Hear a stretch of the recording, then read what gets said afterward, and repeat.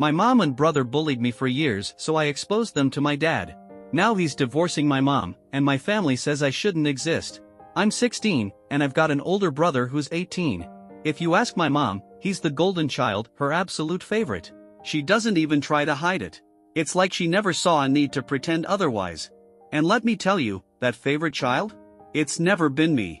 Even when I was little, I knew she loved my brother more. I couldn't figure out why. I tried everything, copying him, mimicking the way he talked, the things he did, anything to win her over. But what she found charming in him, she somehow found irritating in me. No matter how hard I tried, nothing worked. Eventually, I just gave up. It was pointless. At least my dad didn't play favorites. He treated both of us the same, which I'll always be grateful for. He never expected me to be a carbon copy of my brother to deserve love. He saw me for who I was. My mother, on the other hand, was a different story. She wasn't exactly the best person to be around, and she had a way of showing her true colors only when it was just the three of us, her, my brother, and me. The moment my dad was home, she'd suddenly act like a normal, loving parent. If only he had been around more often, maybe things would have been easier for me. But he had a job that kept him traveling a lot, and still does, so I spent most of my time with my mom and brother. The problem was, my mom was a stay-at-home parent. She was always there. The second I walked through the door after school, she was ready to start picking me apart. It was like a daily routine, finding something about me to criticize, making me doubt myself. She'd constantly comment on my looks, always finding something to nitpick until I had a whole list of insecurities I hadn't even thought of before. For context, I was an exceptionally skinny kid, not exactly a trait people admire in girls. And my mom never let me forget it. I also wore glasses and had what she called weird hair, which she clearly wasn't a fan of. The thing is, for all the nastiness inside her, she was actually quite beautiful, and so was my brother. She'd often sigh and say she wished I had inherited her looks. But according to her, I was an ugly duckling, and she made sure I remembered it. Then there was my brother, good at everything. Sports, school, you name it. I did fine academically, but when it came to sports, a complete disaster. No hand-eye coordination, no interest in athletics, nothing. But that didn't stop my mom from forcing me to participate. She believed that if I just worked hard enough, sports would somehow fix me, make me more physically appealing. And as if that wasn't enough, she also shoved all kinds of food at me, mostly protein, convinced it would help me gain weight. But there's only so much meat a person can eat before they start gagging at the sight of it. I swear, that's probably why I turned vegetarian a few years ago. After years of being force-fed beef and chicken, I couldn't stand it anymore. The funny thing is, I never even had a problem with my body until she made me feel like I should. To hide it, I started wearing oversized clothes, mostly my brother's old hand-me-downs. Anything that would keep her from making more comments about my appearance. That was my life, at least until a few years ago. That's when I discovered the one thing I was actually good at, swimming. My mom never pushed me toward it since she was terrified of water herself, so I never thought to try it. But then I got the chance to try out for the school swim team, and that changed everything. I don't want to sound dramatic, but it honestly felt like a turning point in my life. For the first time, I had something I excelled at, something that made me feel strong. I threw myself into it completely. And the best part? It actually helped me gain weight. I got more toned, filled out a little, and for the first time, I actually felt good about myself. I was happy. My mom and brother, though? Not so much. The fact that I was finally looking healthier and more confident seemed to irritate them. They had spent years tearing me down over my appearance, and now they had nothing to criticize. For a moment, I thought maybe they'd back off. But I underestimated just how much they disliked me. Instead of their usual insults, they switched tactics. That's when I started getting what I like to call the Cinderella treatment. Anytime they saw me relaxing, they'd find some chore for me to do. It got to the point where I was doing almost everything around the house. Actually, scratch that, I was doing everything. Whenever my dad was away on a business trip, they made sure I was the one cleaning, cooking, and handling every little task while they sat back and made excuses. If I ever complained about being tired after school, my mom would brush it off, saying that she was exhausted too because she was getting old, even though she was only in her 40s. And my brother? He was too busy with school activities, so apparently, he was off the hook. So yeah, I was their personal Cinderella, running around taking care of everything while they did nothing. And I knew why they did it. They were hoping to wear me down, make me too exhausted to keep swimming. But I refused to let them take that away from me. No matter how hard they pushed, I wasn't going to quit. The only relief I got was when my dad was home. When he was around, things had to be normal. Everyone had to pitch in with chores. But the problem was, he was only home for about half the month. The other half? I was on my own. Now, I know what you're thinking, why didn't I just tell my dad about all this? For starters, I didn't want to stir up trouble in my family. At the end of the day, I wanted everyone to be happy. I guess you could say I was a bit of a people pleaser, and honestly, that was the root of most of my problems. I spent so much time trying to make sure everyone else was okay that I never prioritized myself. I knew how much my dad loved my mom. They had been high school sweethearts, married right after college, and from everything I'd heard from relatives, their love story was something out of a fairy tale. The thought of breaking my dad's heart by telling him the truth about what she had become? I couldn't bring myself to do it. I kept hoping and praying, even that either he'd figure it out on his own, or by some miracle, my mother would change. But neither of those things ever happened. And then there was the other problem, the doubt that ate away at me. What if I told my dad and he didn't believe me? My mom and brother were experts at putting on an act whenever he was around. They played their roles perfectly, a devoted mother, a supportive sibling. It wasn't far-fetched to think he might take their side. And if that happened, if he turned against me too, I'd lose the only real connection I had left in my family. That was a risk I wasn't willing to take. So, I kept my mouth shut and suffered in silence. But recently, something shifted in me. I had finally reached my limit. I was exhausted, physically and mentally. It wasn't just the emotional toll anymore, the workload itself was becoming too much. When I was younger, I didn't have as much homework, so even though I hated doing all the housework, I could still manage. But now that I was in AP classes, I couldn't afford to waste any more time and energy catering to them. Another thing that changed? I got a phone. Until recently, I didn't have one because my parents believed it would ruin my future. I don't know if they were right about that, but it was definitely frustrating. On my 16th birthday, though, my dad bought me a brand new phone, one that was just mine. That meant I finally had the means to document everything. These two factors, the overwhelming workload and having a phone, made me realize that I had to do something. I was tired of being treated like a servant just because my mother and brother couldn't stand to see me happy. The breaking point came 2 weeks ago when I got my first C on an assignment. The night before it was due, I had spent hours doing laundry because my mom refused, and my brother, surprise, claimed he was too tired. I could have just washed my own clothes and ignored theirs, but I knew that would cause an even bigger argument. So, I did it all, and it ate up most of my evening. By the time I got to my assignment, I barely had the energy to focus. The result? A rushed, half-hearted essay that tanked my grade. It wasn't fair. It wasn't even my fault. But my teacher didn't know what was going on at home, so I couldn't exactly blame her either. When I got home and saw that grade, I confronted my mother. I told her straight up I wasn't doing all the work anymore. If she and her son wanted clean clothes, they could do their own laundry. If they wanted the house cleaned, they could pick up a broom themselves. She just laughed in my face. Said it was my own fault I got a bad grade because if I had just tried harder, I wouldn't need to make excuses. And, of course, she brought up my brother, how he managed to excel in school while juggling sports and extracurriculars, while I was apparently just looking for people to blame for my failures. That was it. That was the final straw. I decided then and there that I was going to put an end to this. I couldn't record her at that moment, but I made up my mind, the next time she said something cruel, the next time she tried to belittle me, I would have my phone ready. I would capture it all. And then, I'd send it straight to my dad. As fate would have it, my dad came home the very next day.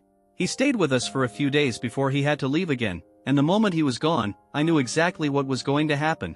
My mother and brother would go right back to treating me like a maid, expecting me to fall back in line. So, the day he left, I set my phone up to record, ready for whatever came next. And sure enough, the moment the front door shut behind my dad, my mother and brother stormed into my room, armed with a list of chores. No please, no thank you, just demands. I had to do this, I had to do that, and when they were done listing everything, they simply said, "Get to work." But this time, I didn't budge. I told them I wasn't doing any of it. At first, they were stunned. But then, as if on cue, they started in on me. Luckily for me, they had no idea I was recording. My mother sneered, called me a lazy cow, and said she was training me for the real world. According to her, I had no future, my grades were slipping, I was useless, and I'd never amount to anything, so I might as well get used to housework. Then my brother chimed in. He told me that just because he could balance everything didn't mean I could. Said I should stop embarrassing myself and accept the fact that I'd never be good enough. In his words, at least if I focused on chores, I could get a head start on my future as a housekeeper. They didn't stop there. They went on and on, more vicious than usual. But I kept my mouth shut. I let them get it all out because I knew this would be the last time they'd have the chance to gang up on me like this. Finally, when they were done, my mother huffed and told me to stop wasting time and get to work. Then she left, slamming the door behind her. The moment she was gone, I stopped the recording. My hands were shaking, my blood was boiling, but I stayed focused. I took a deep breath, opened my phone, and sent the video to my father. Along with it, I typed out a long message, one that explained, in detail, what my life had been like all these years. This time, there was no going back. For the first time in years, I told my dad everything. I didn't hold back. I laid it all out, the constant bullying, the way my mother and brother ganged up on me when he wasn't around, how they treated me like their personal maid. I made sure to include all the cruel things they had said over the years, the way they chipped away at my confidence, and how I had been too scared to stand up for myself for so long. I even told him how it had started affecting my grades. I had sent that video barely an hour after my dad had left the house. I figured he might already be on his flight, so I wasn't expecting an immediate response. But as luck would have it, he hadn't boarded yet. He saw my message before taking off. The moment he did, he texted me back, telling me to lock myself in my room and not to do anything. He said he was coming home immediately. For the next 45 minutes, I sat quietly in my room, waiting. Then, I heard his car pull into the driveway. That's when I knew things were about to get serious. I stayed put, even as I heard my mom open the door and ask why he was back so soon. Not even a second later, his voice erupted through the house. He was furious. He demanded to know what the hell was going on, yelling at my mother about the video I had sent him. He turned on my brother too, asking what they thought they were playing at. They tried to brush it off as a joke, just a harmless prank. But my dad wasn't buying it. He had read my message, and he told them to cut the act because he knew everything. That's when it hit my mom, there was no getting out of this. The truth was out, and she had been caught. She immediately switched gears, breaking down into sobs and begging for forgiveness. She claimed she had just been stressed, that she never meant to take it out on me. But my dad wasn't having it. He told her straight up that he knew the real reason behind her behavior. I don't know what he meant by that, I still don't, because he refuses to tell me. After that, they went into their bedroom and continued arguing. I could hear them yelling, but I couldn't make out what they were saying. All I know is that about half an hour later, my mom stormed out of the room, crying as she packed her bags. My dad told my brother to go with her. And just like that, my brother agreed. No hesitation.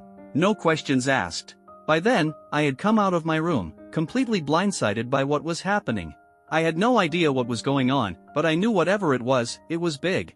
After they left, it was just me and my dad. I finally worked up the courage to ask him what had happened, but he didn't give me much of an answer. He just looked at me and said, "You don't have to worry about your mother anymore. You're safe now." He was clearly in a bad mood, so I didn't push for more details. Instead, I went back to my room and stayed there for the rest of the night. The next morning, he came to me and apologized for the way he had acted the day before. He admitted that he had a lot on his mind, but now, things were going to change.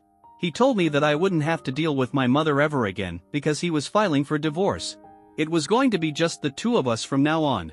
He also apologized for not realizing sooner what had been happening, saying that if he had known, he would have put a stop to it a long time ago.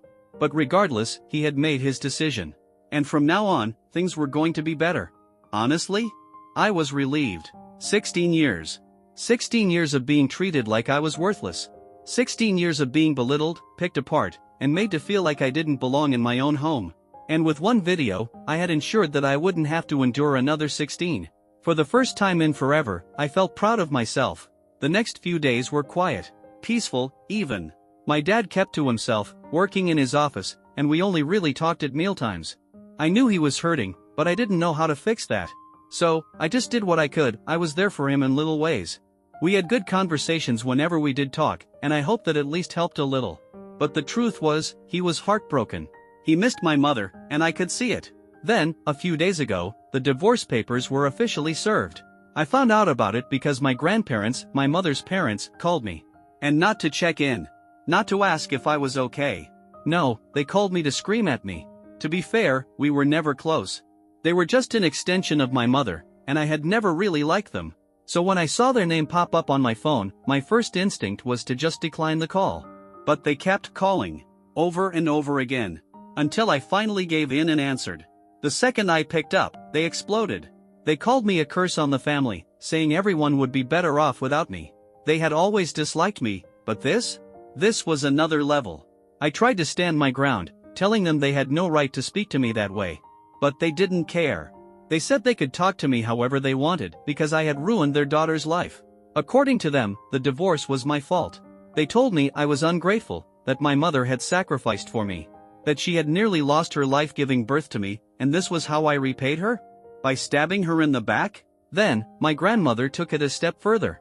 She said my mother had risked everything to bring me into this world, but maybe she shouldn't have. That she had suggested terminating the pregnancy back then, and looking at how things had turned out, she wished my mother had listened to her. My grandfather, not wanting to be outdone, twisted the knife even more.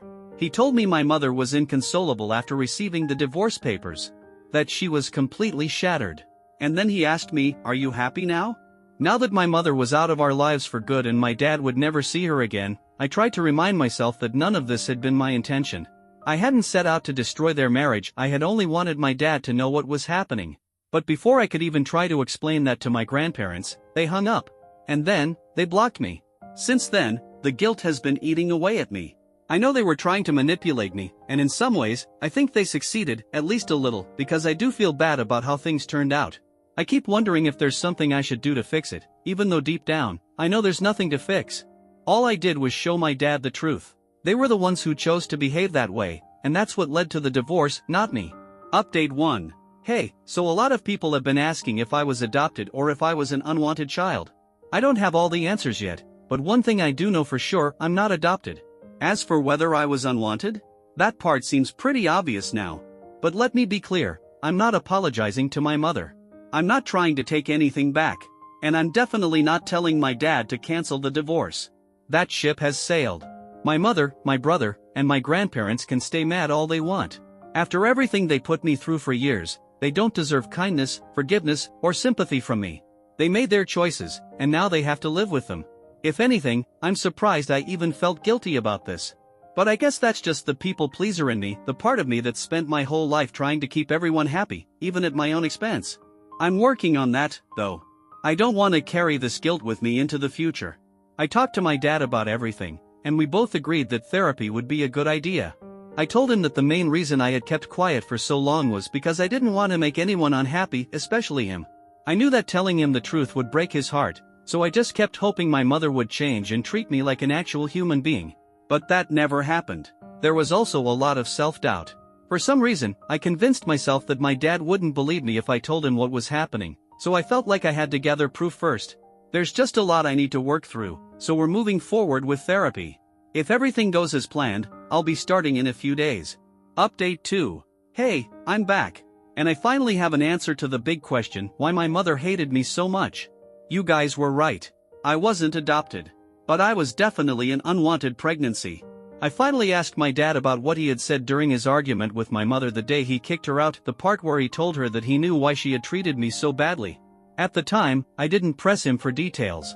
That whole day had been emotionally exhausting, and he didn't seem like he wanted to talk about it either.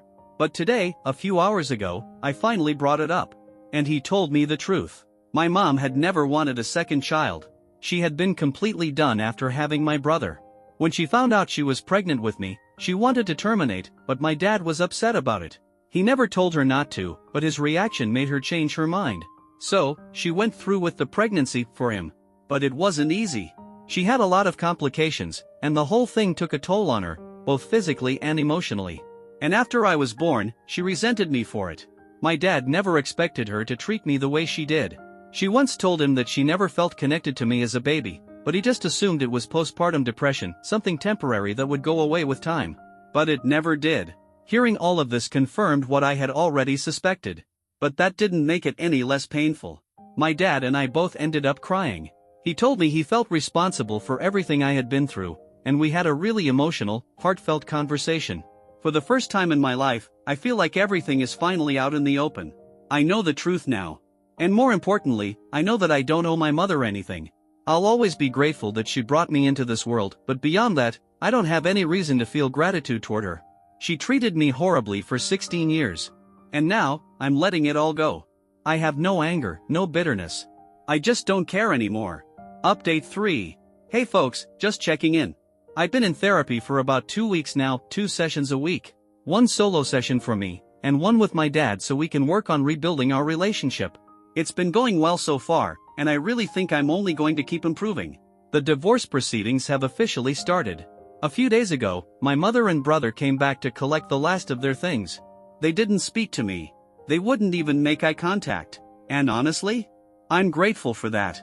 It meant I didn't have to deal with them, and I didn't have to say anything to them either. They can hate me all they want. It doesn't change the fact that they were the ones who created this situation. They spent years treating me with nothing but cruelty, and now they have to live with the consequences. I refuse to feel sorry for them.